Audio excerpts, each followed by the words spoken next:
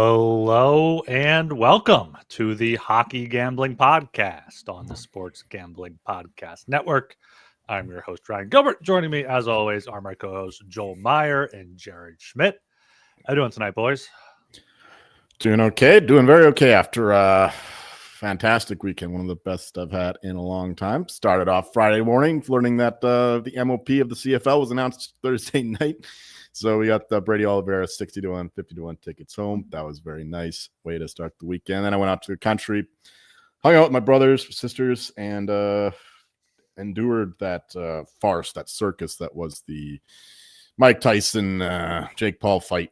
That was a joke. Thankfully, I bet a lot of Jake Paul. Not a lot of it. I shouldn't say a lot, but enough. And my brother, he bet the draw. And it was fun watching him sweat that. But it was never close. Then Saturday, went to a show with my brothers, some friends. Had some fun after. Hell yeah. And the Sunday, of course, went to the Grey Cup. Unfortunately, our Bombers could not get the job done, even against the backup QB of the Toronto Argonauts. But it was okay. That was the only bad thing of the weekend. Other than the fucking Packers blocking the field goal of the Chicago Bears. They have now won 11 games in a row against Chicago.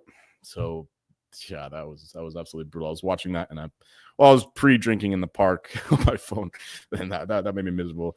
Yeah, altogether, very, very good weekend. Nice. Yeah, mine wasn't too bad either. As far as bets went, it was a positive weekend, nothing too crazy. NCAA was good again, as always, on a pretty good streak there. I think on the men's side, I'm somewhere in that like 14-3 range now. So those continue to stay hot. So that's nice. Yeah, I agree on that Jake Paul fight. It was so bad. I stopped watching after the third round because I was more entertained by the Detroit Red Wings versus the Anaheim Ducks. So that's what I chose to watch instead. And the real fights of that weekend was UFC at 309 there when John Jones and Stipe went at it. That was a great card. A lot of good fights on there. So that was a nice refresher, cleanse the palate after that shit show of a boxing match. Yeah. Nice. Yeah. I was going to hit you up on Saturday for some potential NCAA underdogs there. I saw a clip of I think it was UConn's goalie getting run or something in that game. I think that was Friday night. That was a big upset on Friday night. Yeah, BC got number 2 ranked BC got embarrassed by UConn, and I can't remember the goalie's name. I'm blanking on it, but anyways, UConn player drove the net. It was a clean hockey play. It wasn't that bad. Bumped into him, and he just threw one of the cleanest blockers I think I've ever seen. Yeah, blocker just straight to the face, straight to the head there. Yeah, good college hockey action. Yeah, I had a good weekend. Went to the Flyers Sabres game Saturday night. I had some good seats, had some good unlimited drinks and food. So that was a fantastic time there. Big 5-2 win for the Flyers. Sabres luckily were without Tage Thompson and UPL, so much easier game than we expected. But yeah, a good weekend overall. Good weekend hockey betting, but not a good end of last week betting on the puck bucks. We'll get to that there. But top of the show here, make sure you are subscribed to the Hockey Gambling Podcast on Apple, Spotify, wherever you listen, and also on YouTube. And if you haven't downloaded the SGPN app, you're missing out. It gives you access to all the podcasts on the network and all the picks pages. So download it today. All right, let's get right into those puck buck bets. We got some from last Wednesday and last Thursday, since we did not record on Friday. Here's the tab. I'm not sure if you guys can see it. It's probably can't see it too much, but that's good for me because on Wednesday I went 0-2. I had 48 puck bucks on the Capitals. They lost to the Leafs. I had the Hurricanes on the puck line. They lost outright. Then Thursday, I had the Sharks, I had the Panthers puck line, and I had the Jets. They all lost. So word. Total of 0-5, down 113 puck bucks for me. So I'm now down 512 puck bucks on the season. It's more than half of my bankroll. So I might have to get some of that stipend we were talking about. Yeah. All right. Well, I fared slightly better. Not as bad anyway. I also had the Washington Capitals. That was a bad beat. I mean, the Leafs didn't show up through 2 periods. They were on a back-to-back, so I thought that, okay, we got this in the bag. Caps were up 2 goals with 10 minutes left in the third. And, of course, the Leafs tie it and then win in overtime. I've had a very bad run of overtime games. I've lost 6 bets in a row in games that went to overtime. So that's got to turn out at some point. You got to figure. And, I had the Pittsburgh Penguins. This is another one that ended in overtime. They lost to the Red Wings. Very, very shameful to lose to the Wings by the Pens there. In the Carolina regulation, I also had the money on that game. They totally dominated the Coyotes, but yeah, it was just one of those traditional Carolina games where you get a million shots and you just can't bury them. How did the shot map look for that one? I'm not sure if you got a chance to see the heat map there. It was all Carolina in the middle of the center ice. No matter what Dilly tells you, that they were shooting from all over the place. No, they were shooting from right in front of the fucking net. The one win on Wednesday was the Knights in regulation. Thankfully, I didn't have a puck line because the Ducks scored 14 seconds left to make it 3-2. So I avoid getting cucked there. Then Thursday, a little better. We had the Senators in regulation. How did this one go again? I'm pretty sure they were much. Flyers. They were totally dominant in this one as well. But Flyers hung around, got some saves, key moments. It was 4-2, like 10 minutes left in the period again. But sadly, it goes to overtime. And once again, actually, yeah, they did lose in overtime. Yeah, so that sucked. The Minnesota Wild -1.5 against the. This was like a 3-0 game. I'm pretty sure. What was it? Well, yeah, the Canadians. Yeah, this is. It took a while for them to pull away. It was 1-0 for most of the game, but in the end, no doubt. Preds, they lose again, of course. Who do they lose to? I should open up something. Edmonton Oilers. Oh, yeah. Was this one an overtime one as well? Yes, it was, because the Preds tied it late. And then once again, they lose a bet in overtime. Finally, we had the Islanders. They beat the Kraken. No, it was the Canucks. That's right. First time bet against the Canucks all season, and it worked out here. Islanders were a much better team. Canucks did not show up at all. And then finally, we won with the Kraken in regulation against the Blackhawks. I have nothing to say about this one. I have no memories at all, but it won. So, yeah, a positive on Thursday, negative on Wednesday. Yeah, I'm at the same there. My inaugural day on the Puck Buck show, I go 0-3, so I think that was only fitting. Another tough, I was riding with you, Ryan, there on the Washington money line, which they pretty much had in the bag, up 3-1 late, blew 2 goals with 5 minutes left in the game. So, I mean, that's one of those bets. You're on the right side, just got the wrong result. So, move on. And then Carolina completely upset it and stunned by Utah. So that was not really much you can do on a game like that. And then Pittsburgh and Detroit, which those two teams, the last 30 times they've played, it's gone over 29. And we end up with 5. It was I actually watched a good chunk of that game, and there was lots of scoring opportunities, but and honestly, the goalies didn't even really play that great. It was kind of just one of those games where the puck just couldn't cross the line. But and then had the bounce back day on the Thursday. I liked Florida in money line there against the Devils to get back at that revenge, but Devils ended up stealing two from Florida on the road. Tampa Bay money line, that was one I was the most scared to take, but ended up being one of the more I guess the safest bet of the day. They took care of Winnipeg quite handily there at home to finally snap their streak. And then Minnesota on the puck line is just basically free money at this point. And then Edmonton, Nashville, that game I'm glad this bet hit because I was tearing my hair out watching it because that was another frustrating one where the Oilers are blowing another late lead. So they finally got burned in overtime. I think that was their 3rd game in a row where they blew a late period lead and forced us to overtime. Fortunately, the first 2 they ended up winning. But yeah, you can only play with fire for so long before you get burnt. So Nashville was able to take that one. Yeah, good bounce back day there for you. Hopefully we can continue that here on this Tuesday slate. We got a 7-game slate for this Tuesday. Let's just get right into it here. Kick things off with the Tampa Bay Lightning -148 at the Pittsburgh Penguins +124. Total is set at 6.5 with both the over and the under at -110 here. I think I'm going to go with Tampa Bay in this one. Tampa Bay just, coming off 2 back-to-back wins, 4-1 against Winnipeg, impressive there, 4-0 against New Jersey, both at home.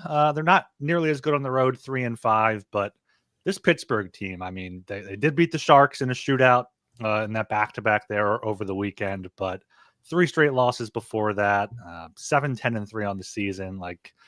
I don't see why. I guess -148 is kind of a big enough price to respect the Lightning here a little bit, but Vasilevsky looks like he's locked in. The Lightning getting that, bye week, non-bye week, really rejuvenated them. It looks like 8-1 goal differential since then. So yeah, like the Lightning here a lot, -148. Maybe even look at the puck line, +170. Pittsburgh has had a few big losses: 6-2 Columbus, 7-1 Dallas, 5-1 Carolina, 5-3 Minnesota. But I think -148 is good enough for the Lightning here. I would go with the under if I had to, just because Tampa Bay is playing so well defensively. But just going to stay with the Lightning for me.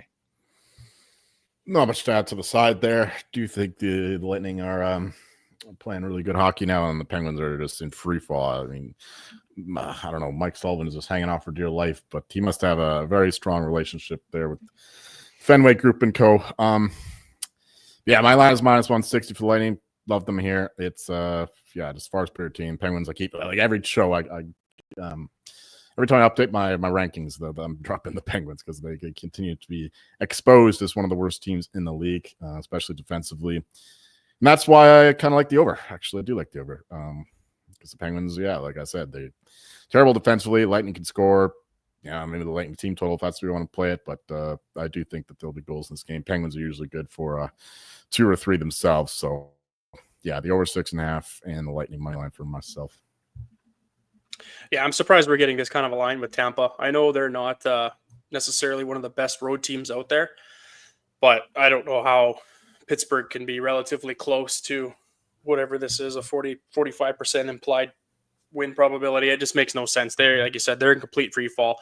They've had multiple chances in the past two or three matchups here where they've had a favorable matchup where that should be a bounce back kind of all bounce backs, and yet they're just not doing it. So you just cannot put any sort of money on this Pens team until something happens. Your coach gets fired and you get that new coach bump maybe, or until then it's. So this is Tampa all the way. I think -148 is pretty good value. The Tampa's won, they've kind of started to pick it up here a little bit. They've won 2 straight, both against top contending teams in the Jets and the Devils. They're just going to start a quick road trip here and then back again for some more tough ones. So I think this is they got 2 winnable games on deck. They got Pittsburgh here, and then I think they head over to Columbus. So I can't see why Tampa won't be 4-0 heading back home here on this road trip. So, and the total, I'll probably stay off it, but I think I do like the over. Like I said, I think this is a good spot where Tampa could probably put in 5 themselves here. So team total is probably a great look. And yeah, Pittsburgh should be able to get 2. They usually are. So Tampa money line and over 6.5 for me. Yeah, worth mentioning Chris Letang is day-to-day with an illness, did not practice today. So, a lot of things going around there for Pittsburgh. Oh, and it does look like Braden Point's going to be back. I was reading some reports and he's trending. Coop looked like he was he made a positive comment that they're still making it sound like it's day-to-day, but it sounds like he's going to be back for this game tomorrow. Nice. All right, we were brought to you by mybookie.ag. SGPN started out with MyBookie, and now we are back. Check out the new and improved website, great on mobile, plus props for every game in the live dealer casino, even new early cash out options. Head to mybookie.ag, promo code SGPN for 100% deposit match up to $1,000 plus a $10 casino chip. That's mybookie.ag, promo code SGPN. And we're brought to you by Rebet. Rebet is a brand new social sports book available in 45 states. A huge market of betting opportunities are available on Rebet. Easy to use and great for people in states where traditional sports books may be restricted. Download Rebet in the App Store and use the promo code SGPN for 100% deposit match up to $100. That's Rebet, promo code SGPN. Right here at 7 p.m. We got the Edmonton Oilers -142 at the Ottawa Senators +120. Total is at 6.5. Over at -105. Under -115. Oilers in a back-to-back here. Jared, what do you think it's going to do? Sends. Yeah, the Oilers currently down 1-0 to Montreal right now. So this was kind of one of those games where it was kind of one of those show me spots where, they haven't been that bad. Their record is a lot better than what this team has been playing. Obviously, being an Oilers fan here, I watch pretty much almost all of their games. So they're, they've won 5 out of their last 8 or whatever it's been. But they've been squeaking them out. Like I mentioned earlier, they're Edmonton's dropped 3 straight games where they blew a third period lead, forced it to overtime. The first 2 they were able to pull out the win, so it was kind of no harm, no foul. But eventually, their Nashville caught up with them and ended up taking that one. And it's been frustrating to watch this team because they've played well, except it's just tiny little small mistakes. 30-second lapse is all it is what's blowing these leads and costing them these games. So if they can clean that up, I mean, they are a great team. Don't get me wrong.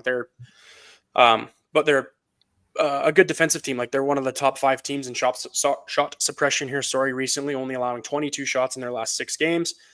They've been, I was mentioning it before the show, they've been pretty much an under team this whole start of the season. So they've been pretty good at limiting chances and whatnot. But the ones they do are just high danger of all high danger, and their opponents are capitalizing here.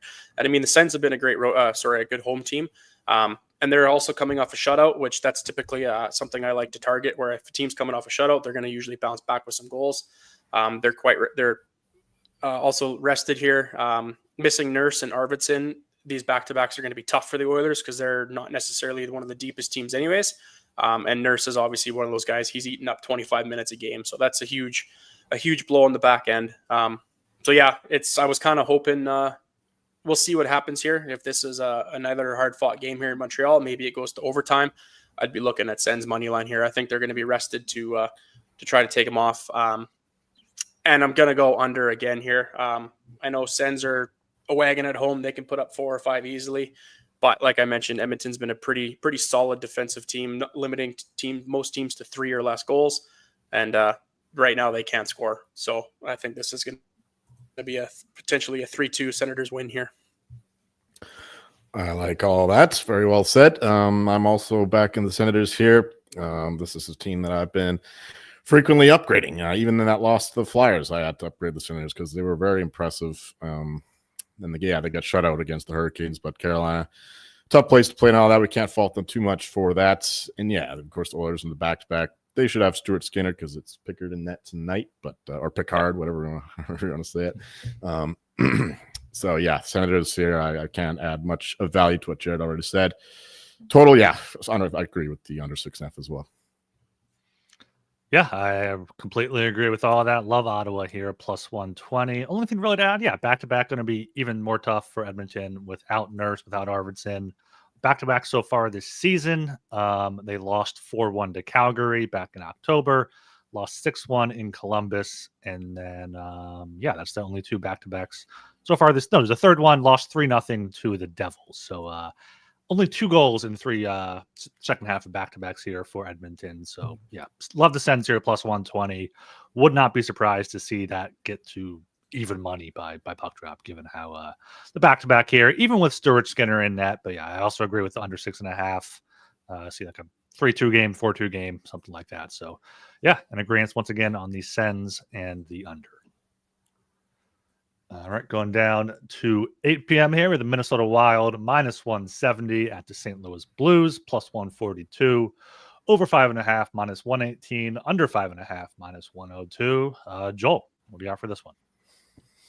Yeah, once again, I find myself back in the Wild. I don't think that they're getting enough respect by the market. They're coming off of a 2-1 loss to the Stars, I want to say, the last game. I'm pretty sure that's what happened.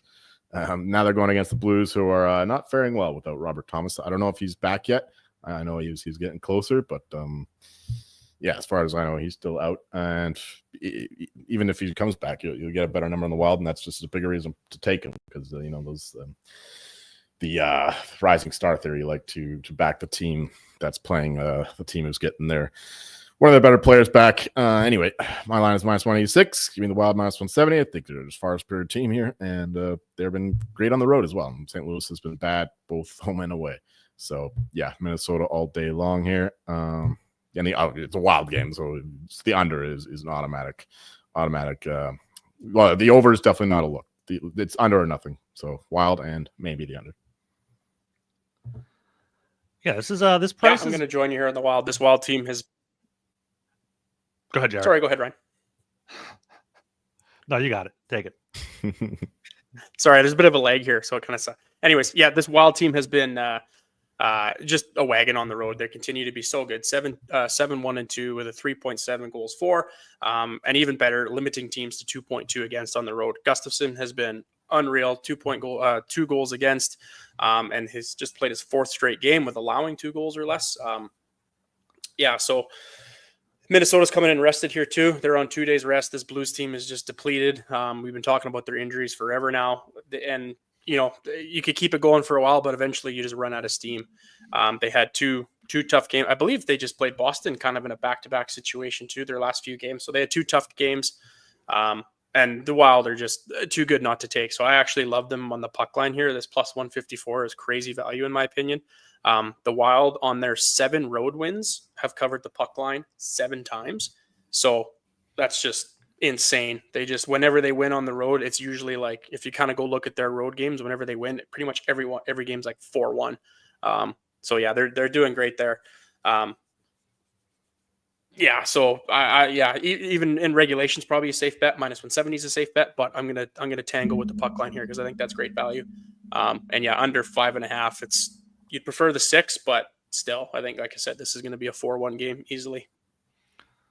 Yeah, I really had nothing to argue with there. I could see Robert Thomas coming back because the Blues did waive Kasperi Kapanen today, so it's probably a good sign that they're trying to activate Robert Thomas. Wild do have a few injuries themselves with I'm not sure if we mentioned him last show or if it was after that. Zuccarello, Eric's neck. It looks like Brodin's hurt now as well. But yeah, Blues here coming home after a road trip. This is going to be their 3rd game in 4 nights. So not a 4-game road trip, so not a Malinsky special. But Minnesota, just a much better team. 7-1-2 on the road. Have no problem going on the road. And love that stat from Jared that they've covered the puck line in all 7 wins. So this price has gone up quite a bit. You can still get minus 155 where the Lion roars, and also ESPN bet there. Get that if you're watching live rather than the minus 170. But if you only have this as an option, I'd probably take the puck line plus 154. I don't think the Blues are going to keep it close, but those are sometimes famous last words when you're betting against St. Louis. So like the Wild here, and I would go with the under. Wild typically do not allow many goals. So Wild in the under here. All right, down to 8 p.m. again. We have the Florida Panthers at the Winnipeg Jets. Got a rematch here. It's a pick 'em. Both teams at minus 110. Total is at 6, over minus 102, under minus 118 here. Winnipeg went down to Florida, and the Panthers took it to them. 5-0 win there at home. End of a long homestand there for the Panthers. 6-game homestand now going on the road, obviously up to Winnipeg. I like Winnipeg here to get them back at minus 110. Got the home ice advantage, 8-1 there. Florida's only 6-2 on the road. I know, the Panthers are definitely one of the best teams in the league, as shown by winning the Stanley Cup last year. But I think the Jets here at home are just worth the play at minus 110. I think it's about better than a coin flip. For the total, probably not going to go with either side. But if I had to, I would go with the under. Yeah, we just saw this game. Jets got totally outclassed. The Panthers now, they're going into Winnipeg here. I have the Jets slightly favored, but it's pretty close. I had to upgrade the Jets a little bit, more than a little bit over the course of their excellent start to the season, but all good things must come to an end. And now coming back home after being in Florida, I know they got a couple days off, but still not ideal. Florida just chasing right after them. It's kind of a strange, like home and home or home and away, however you want to say that. Playing in Florida and then playing in Jets, same teams, or in Winnipeg rather. Yeah, I got nothing for this one. The under 6, I think, would be a better play. I know the Panthers' goaltending has been very inconsistent this year, but their defense is still outstanding, and we know all about the Jets' defense and their elite goaltending. So if it's a 6, I think the under is a good look. Yeah, this is another interesting line, pick them. I mean, why? I guess you can understand why they would do it, but I think I'm going to go Panthers here. I know these are the typical spots where you kind of like to take, if whatever team lost, you want to take them to get it back and win the other one. And I know Jets are a wagon, but losing 2 straight, I could see them losing 3 here. They're going to have that chip on their shoulder. Everyone's been talking about the Jets for the past 2 weeks, and they've been all about the news. And the Panthers are kind of like, hey guys, we're Stanley Cup defending champions here. We're still pretty good, and they're gonna, it's almost like a pride thing. So, and you can make the argument on both sides. Jets just got embarrassed 5-0.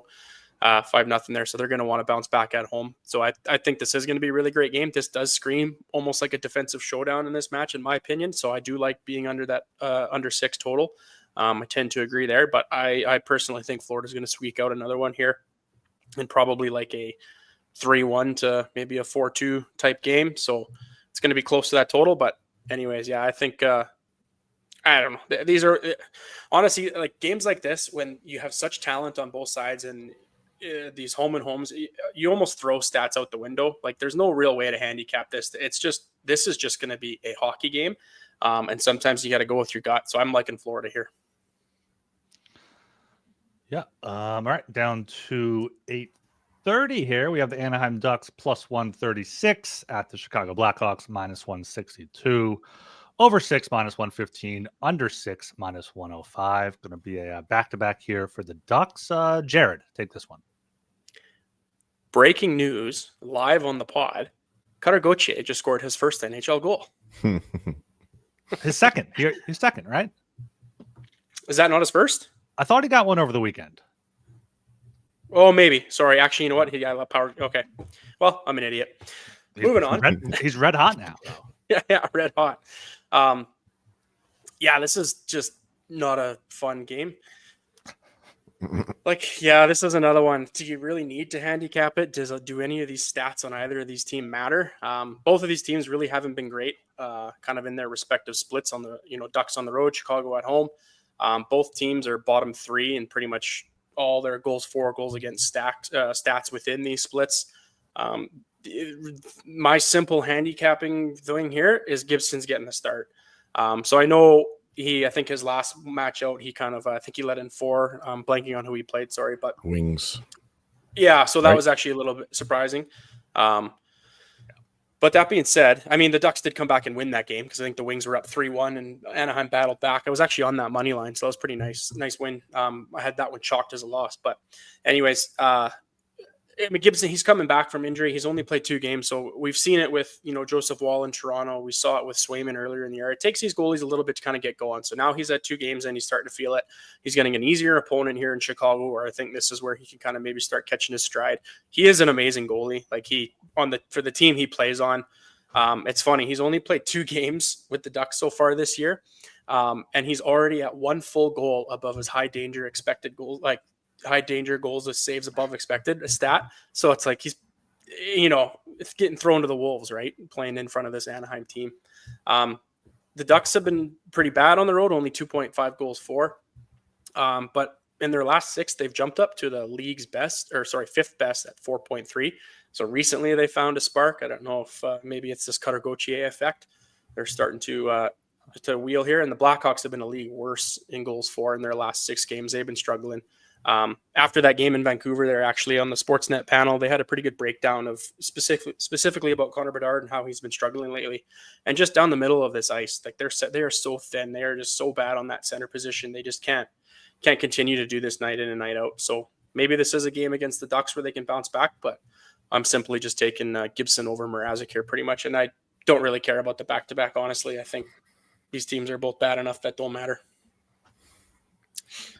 Yeah, it's tough here. I mean, the Blackhawks have been pretty pathetic. I don't know if they should be minus 162 against anyone, including the Ducks. So the Flyers just scored. Oh, shit. It's okay. The Avs got this. 2 Makar goals. Looking good. Yeah, Ducks here. They're currently beating the Stars, so they could take the night off against Chicago. Yeah, but the minus 162 is just a steep price, but it's you expect it only to get bigger with the inferior goalie coming in net for the Ducks, and of course the back-to-back. It's not exactly an easy trip, Dallas to Chicago. So yeah, if you like the Blackhawks, just bet it now. If you like the Ducks, God help you, wait and bet it later. Yeah, under 6, I think, is the way to play this. Just fade both offenses. Both offenses have been anemic, although, like Jared was saying, the Ducks have been looking a little better lately, even though it's not exactly the greatest competition they've been playing. But still, yeah, the under 6 I think is the best bet on the board here for this game anyway. Can you believe you're calling John Gibson the inferior goalie here? I mean, that just speaks to Lucas Dostal there. He's a Vezina candidate now. Yeah. Okay. Give me your money. Yeah. The Blackhawks shouldn't be minus 162 against anyone. But having said that, I don't know if I can bet on the Ducks really. But maybe they're heating up. They beat the Wings there 6-4, up 3-0 down there in Dallas. So. Yeah, like Joel just said, if you like the Ducks, wait and probably get a better number. But I do agree with that under 6, minus 105. Blackhawks have only gone over in 5 of their 18 games. Ducks also can't really score too much. So, like, this should be low scoring, but, like, we also could see just a bunch of open hockey between two shitty teams. But yeah, if I bet this game, it'll be the under 6 here at minus 105. And then maybe the Ducks if they get to a good enough price. Ducks will be betting on underdogs. And we're brought to you by Underdog. Underdog Pick'em has one of the biggest menus for all sports: NFL, college football, college basketball, MMA, NBA, NASCAR, and more. So sign up with promo code HGP to claim your special pick and first-time deposit offer up to $1,000 in bonus cash. UnderdogFantasy.com, promo code HGP. And, of course, SGPN's proud partner, Rhythm, is the #1 AI-powered sports betting platform that helps provide bettors of all levels the ability to build custom predictive betting models in seconds and get predictions for betting on money lines, spreads, totals, and props. Build your own model, copy one of the top-performing models from the leaderboard, or have Rhythm build a model for you. Claim your 7-day free trial today by going to sportsgamblingpodcast.com/rhythm. That's sportsgamblingpodcast.com/RITHMN. All right, down here at 9 p.m., we got another pick'em. Got the Islanders at the Flames, both teams at minus 110. Total set at 5.5, over minus 122, under at plus 102 here. Tough game here. Two teams I don't really like betting on all too much. Could see a draw here. Islanders love going to overtime. Calgary went to overtime 3 straight before the last 3 games. I could see a draw here. That's probably at paying off plus 310, plus 350. Let's see plus 310 here at DraftKings. That would probably be a sprinkle, but potentially the best bet here for this one. Dustin Wolf starting to get some recognition in the Calder Trophy race. I saw the NHL.com had a voting thing out there. Coming off a shutout against the Preds, only allowed 1 to the Kings there. So maybe look to the under 5.5 here at plus 102. End of a road trip here, or almost end of a road trip for the Islanders. This will be their 4th game out of 5. I believe Varley is confirmed to start already, so maybe don't go for that under. Maybe I like the Flames then here at minus 110. 6-3 at home. Islanders are 5-6 on the road. If I had to pick a side, it would be Calgary, and it would be the under. Again, save your money. Do not bet Dustin Wolf or Calder. It's very hard for a goalie to win the Calder in a normal year, and this year it's loaded with studs that are going to have a very good point production season. So yeah, don't bet Dustin Wolf. For this game though, the Flames better pick them here. The Islanders, I think, are the far superior team, even on the road. Did I even make a line for this game? No, I didn't. But I guarantee you, it's going to be like minus 130, minus 140, even after giving the Flames some credit. The Islanders have been a bit unfortunate through the course of the season. The underlying numbers suggest that they should be winning more games than they are. A lot of that has to do to, of course, their lack of premium goal scoring talent, especially without Matt Barzal. Even still, the Islanders just a spirit team, spirit goaltending. Give me the Islanders minus 110, and could get burned again, but give me an Islanders over 5.5. I just think that sooner or later they're going to regress possibly, and then some of these pucks are going to start finding the back of the net instead of unfortunately bouncing off of sticks. So yeah, the over 5.5, but the better bet would be the Islanders money line. I'm going to hop on the other side of the fence here. I think I'm going to go Flames money line. I mentioned it on the one of the last shows we were on. Isles are on a really weird road trip here. Like you said, game 4 in a row. I think they got one more. They head over to Detroit. So they were kind of bouncing a lot. Their road trip didn't really make sense geographically. They were kind of bouncing up and down and over. So, I mean, it's got to catch up to you, especially with the injuries they have.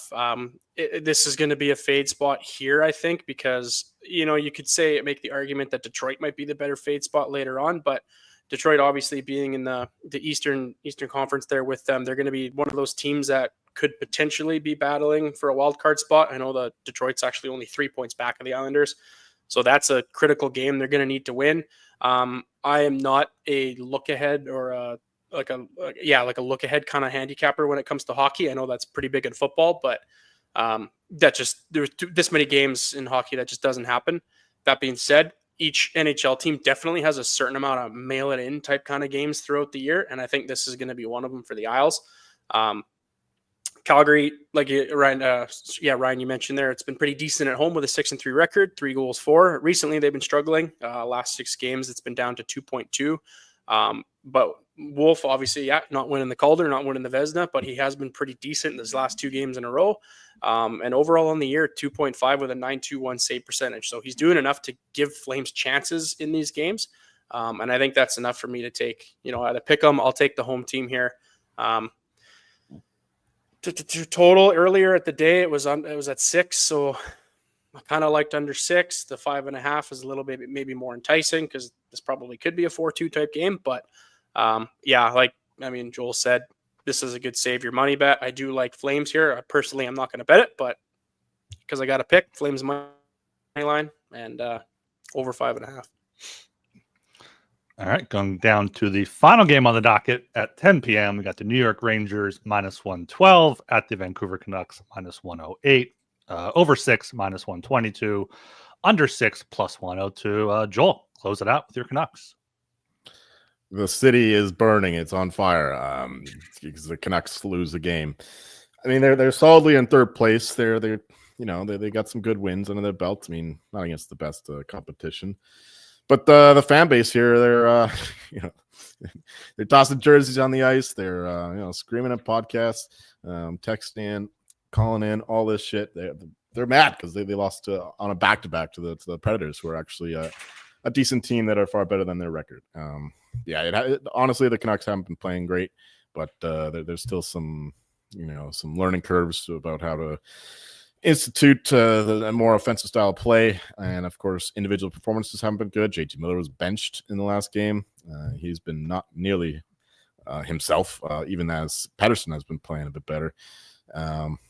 Rangers coming to town fresh off of this is their first game of the road trip, right? I'm pretty sure. Or do they play the Flames? Rangers were 2-0 in Seattle. Oh, sorry, in Seattle. Quick cut to shut out there. All right. I think the Canucks are still a better team, 5-on-5, but the Rangers, of course, have the superior goaltending and the power play, far better power play. So the line is about right, I think. Leaning to the Canucks. All right, I guess I looked to the Canucks, but I'm not exactly super confident in it. But the under 6, I think, is a decent look. I know the Rangers do have a fairly potent offense when their power play is clicking, and they're not the best defensively, but they got Shesterkin backing them up there. He can excuse a lot of mistakes. And Lankinen has been very solid in relief of the mysteriously injured Demko. So under 6, but just the under 6 would be the only bet I'm looking at here. Yeah, I don't really have too much for this one either. The Rangers, for me, are a frustrating team to bet because, they look good some nights, and some nights they're bailed out by Shesterkin, and some nights they're not, and they get beat like that 6-1 loss to Buffalo earlier this month, 6-3 to Winnipeg there. Canucks kind of similar, 9-8 on the season, 9-5-3, only 3-4-3 at home. So not really confident taking either of these teams. I guess third pretty much pick 'em of the slate. I would go with the home team in the pick 'em minus 108 here. Hopefully 2 of the 3 home team wins, but I'm probably not going to be betting this one. If anything, I would take the under 6 at plus 102 there. Shesterkin's been pretty good. He's trying to earn his contract with the salary cap reportedly potentially going up a bit next season, more than expected. And as Joel said, Lankinen has been good. So my only play here potentially would be the under 6 at plus 102. Yeah, I'm torn on the side here as well. maybe the reason Vancouver fans have been overreacting or frustrated, just because it's kind of been so, Canucks have been so floppy lately, where their last like 6 games, it's kind of been like win one, lose one, win one, lose one. So no, they're not really playing that bad, and it's definitely not as bad as people are saying, but they just can't really seem to get any momentum going either. So that definitely is frustrating. The Rangers now rank with Winnipeg's recent struggles, we'll call them, even though it's only been 2 games. But the Rangers now rank number 1 on the road at goals for at 4.4. And Canucks are second worst at home with goals against at 3.9. So it's kind of a little bit of a mismatch there. But like I said, this is kind of a good goaltending game here where I think Lincoln can step up. Shesterkin is getting out-Vezna'd by Quick. I mean, the resurgence of Jonathan Quick has been, I'm here for it. Like this is awesome to watch him so late in his career be able to do what he's doing now. So anyways, yeah, but I think Shesterkin, he is who he is, and he's going to have a great performance here. No doubt about it. Canucks getting, one of an underrated player that they got back is Dakota Joshua. I'm a big fan of him. I loved watching him play. Obviously it's going to take a while for him to get going here, but that's, a big impact, I think, in their kind of bottom 6-ish, where he's able to hopefully potentially shut down some of these top lines on the Rangers, because their top 2 are pretty lethal. Philip Hedl's out. So again, I don't think that does anything too crazy here to the overall offense of the Rangers. But yeah, after a blowout of 3, Vancouver's last 3 games where they've kind of been blown out, their last 3 games back after those blown outs have all gone under. So that just kind of speaks volume to Tocchet and how strict he is with these defensive systems he's honestly one of my favorite coaches in the league. I love the way he coaches, and he can get his players to buy into these systems. So I definitely do. I think this is a great under bet. Getting plus money at under 6. I think that's probably going to be my only play, like you guys mentioned. We'll see if this line moves at all come game time. If the Canucks maybe slip to plus 105 or something, I might take them there. But I'll be playing the under 6 as be the only bet here. We're big Tocchet fans around these parts. I mean, the guy basically paid for my trip to Germany in the summer. So, yeah, and you were saying about the Canucks fans. They're just not rational, but I love it. They're just fanatical. They have such high expectations for this team, and they just let them have it if they're not like blowing teams out. Yeah. All right, that's the 7-game slate for Tuesday, November 19th. A light slate for a Tuesday night there in the NHL. All right, get to our puck buck bets here. Jared, why don't you kick us off here? Yeah, you bet. So I'll start with the Wild on the puck line here at plus 140. What was it at again? Sorry, 148, 150, something like that. 154, yes. 154, perfect, even better. Yeah, I'll go 15 puck bucks there. I will go 20 puck bucks on Flames money line.